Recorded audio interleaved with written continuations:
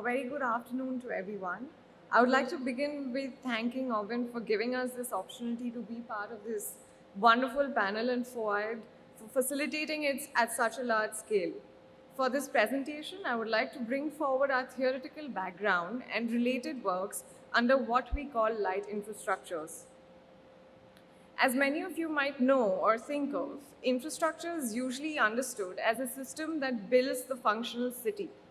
It is a group of networks that is embedded in convoluted set of resources and services that manifest themselves as this more than human constructions that are usually determined or constructed by technicians or objective specialists. However, the manner by which we like to understand and have discovered infrastructure through our own practice and research is more as a set of processes that are social, material, and technological, which determine the environment, usually working as this mediator of instances of citizenship. By this, what I mean is that the idea of citizenship, especially in the context of India, is not defined as this absolute horizontal line, but rather, in reality, possesses differentiations that are implicitly correlated to infrastructural systems or processes that are guided by the mechanisms of control. Therefore, invariably, this determines how much of a citizen you are, how many rights you are entitled to, or how many responsibilities are on you.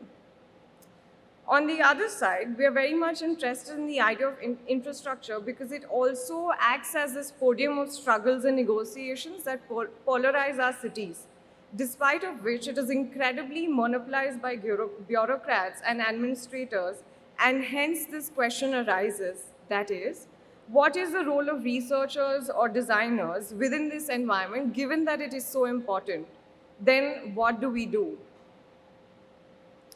We arise at this notion that infrastructure has an intrinsically political condition, given that it works as a mediator of power relations between groups and individuals, restricting or facilitating the full potential of life. Infrastructure can be understood as a medium that can manifest processes of structural violence by its absence, precarity, or poor design, given the production of bureaucratic or administrative arbitrariness involved in its management. Silently and extensively, infrastructure plays a very important role as a biopolitical agent, which can be assimilated to conditions of systematic disenfranchisement,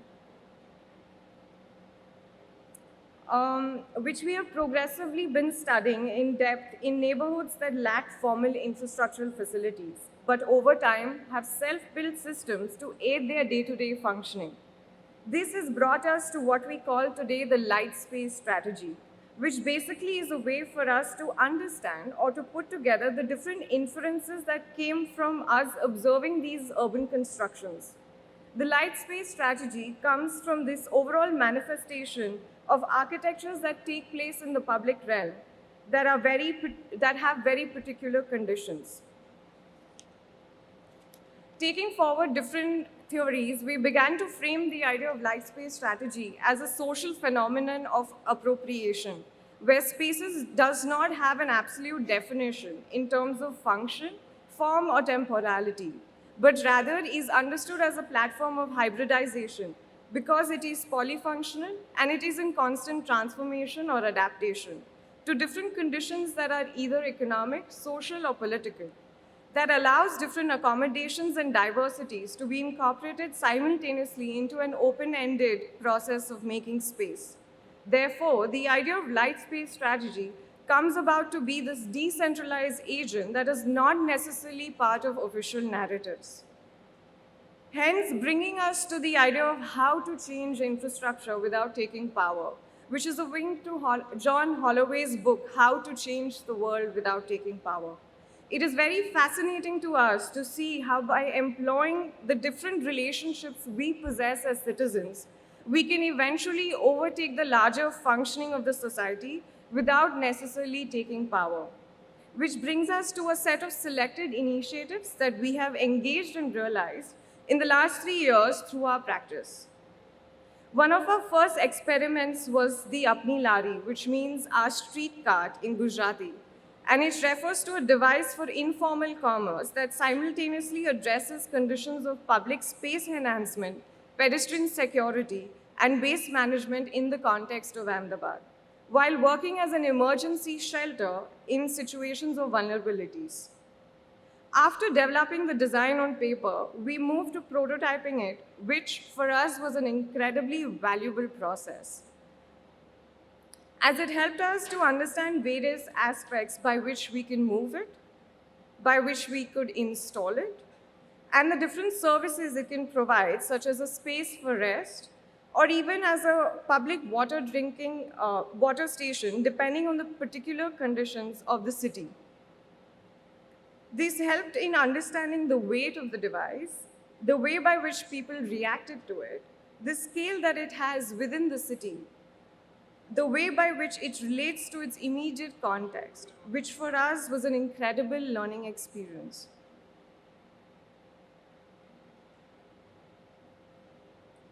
Our next project is a storytelling device informed by the narrative and material strategies usually employed by the craftsmen in Rajasthan. As a transportable, low-tech apparatus, it possesses the capacity to open up in subsequent places and display information while creating compelling spaces of participation and engagement. The kawad is a small portable wooden temple made to bring God to people who could not access temples. Each family would ask the craftsmen to paint their kawad with particular stories from mythology dedicated to the gods they like to worship.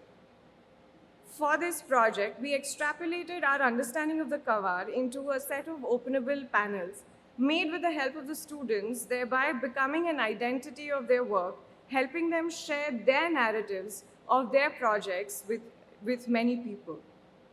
It also encouraged people to engage with it in such a way that they had the agency to decide how they wanted to interpret each work.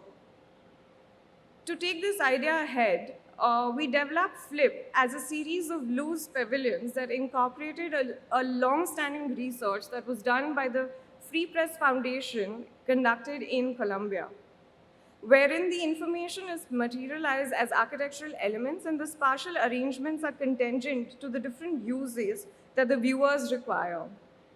These loose pavilions created space which was not only to be viewed at externally, but also provided opportunities to the visitors to occupy them from within. Each pavilion was thought through meticulously to encompass the various aspects of the foundation, from storage to interaction, and to the way by which information would be displayed, such as this map, which became part of the structure and that could be played by with the visitors, revealing different layers of complex information. After the event, Flip went from being a pavilion in a formal setting to receiving a second life in Kazuka, a self-built settlement in Bogota, as a urban furniture in the local park. Speaking of urban furniture, our next project, the Pani Lari, was conceptualized in collaboration with a local NGO, where we constructed a movable water filter that traverses the informal settlement of New Fazilnagar in Ahmedabad, making potable water an accessible resource to the families that otherwise cannot afford it, while serving as a platform for education and congregation within the local community. Given that this was a self-initiated project, we needed to raise funds to build the first prototype. We received support from CEPT University, Ahmedabad, Surgeon WaterTech, and our students to realize this project. Given its mobility, we were able to fit 4 filters into the lari, which would be able to provide drinking water to 32 families at 25 liters per household every alternate day. After working out the technical aspects of the device, we were very much interested in exploring its urban space-making capacity. Therefore, it became very crucial for the design to accommodate elements such as stairs, an openable roof which would encourage people to gather and sit around it while they filled their water cans. Now, given that the lari like this would create a lot of curiosity amongst people, it became very important to tap into it by building in awareness panels that could speak about the various health measures and so on.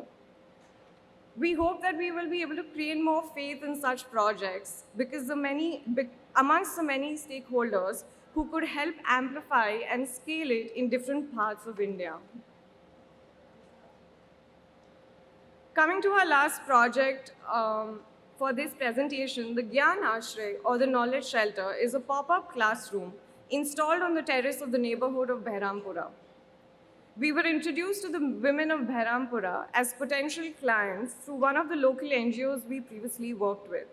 Over time, the women realized that it was becoming difficult for them to go about their daily activities as they were unable to read and write. This triggered in them a willingness to educate themselves. Ankita Ben, as you can see on the left, is one of the first girls to pursue a graduate degree from Behrampura. And Pushpa Ben on the right is the women's leader of the community. Both of them, along with the support of the women, began evening classes on the terrace of one of the staff quarters. Women, along with their children, gathered every evening with slates in their hand to learn from Ankita, who wrote on the small blackboard. On speaking to them, it became very evident that they were looking for better infrastructure. They also shared that they would feel more secure and safe being on the terrace if something shielded them from the people who gathered in the neighboring terraces. Given that some of the women had to follow the whale system, they found it uncomfortable to look down and study with the whale blocking their view. Additionally, they also wanted their future classroom to be under their control, preventing people from taking over it. Given these conditions, we decided to design a collapsible, lightweight structure on wheels that would be set on the roof of the building, as the walls of the building were unable to take the foundation of the building. To make the women feel more secure while studying, we extrapolated the idea of the whale onto the structure in the form of colorful light fabrics that were tied onto it. This ensured that the fabrics could be easily removed, washed, repaired, and maintained by the women themselves. This was accompanied by a waterproof canvas on the upper side, protecting the roof from rain and sun. To increase the usability of the space, we also installed portable solar lights, extending the life of the classroom. This picture was taken on the day that we completed the assembly of the structure, which took us 2 days, and invited everyone to inaugurate it. The space since then transformed radically in 2 months, wherein it facilitated art workshops for the children, a space for meetings between the community and the supporting NGOs. It became a space for celebration of festivals and birthdays. This project has given us immense joy to see a tiny classroom adapt and transform itself from this to this over a very short period of time, demonstrating the power of designed infrastructure. The structure obviously looked very different from the context, and therefore it became the identity of the women, and it became their safe space. Thank you everyone for taking this journey through our small projects.